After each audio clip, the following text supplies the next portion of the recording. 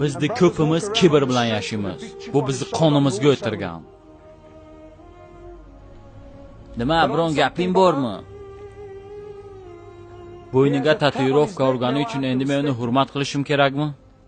Yoki har kun sport zalga borib kachasa qilayotgani uchunmi? Bir ikkita razborlarga borgan o'zicha o'g'liga to'g'ri keladigan tor futbolkani kiyib olgan-a? Ko'kraklari futbolkadan chiqib ketgani uchun men uni hurmat qilishim kerakmi? Shuning uchun qo'rqasizlarmi insonlardan? Yoki qo'llari biroz qalin bo'lgani uchun qo'rqasizlarmi bulardan?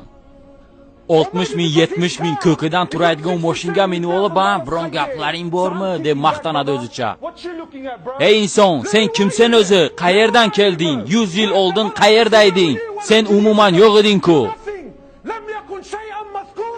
Alloh aytayapti, sizlardan hatto asar ham yo'q edi deyapti.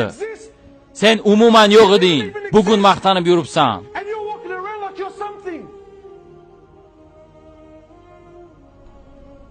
Seni boshlanishing bir tomchi nutfadan bo'lgan. Agar o'sha nutfa yerda bo'lganda, menga $1 million berishganda o'shamasdim o'shani. Ammo bunga qaramay kibrlanib yuramiz-a? Tarixda bir inson o'tgan ekan. Islom olimi Ibn Taymiya ajoyib bir gap aytganlar. Men hayronman dedi.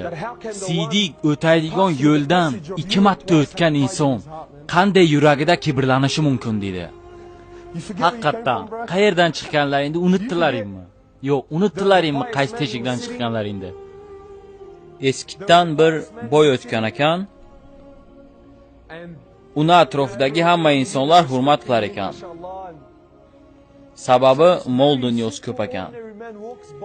Bir kun o'tirganda buni yonidan oddiy bir inson o'tib ketib, bunga ahamiyat bermabdi.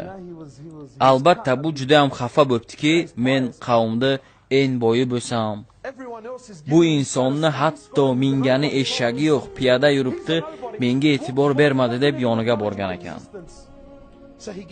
Yoniga borib, meni taniysanmi deb so'rabdi. Bu inson, ha men seni taniyman. Men hatto seni o'zingdan ko'ra yaxshiroq taniyman debdi. Bu hayron qolib qanday deb so'raganda, seni boshlanishing debdi, bir tomchi harom nutfadan bo'lgan debdi. Oxirin esa sasigan bir jasaddan bo'ladi. Ikkisini orasida sen sidik va axlati bor bir jasadda yashaysan debdi. Endi kibrli boylarga savol.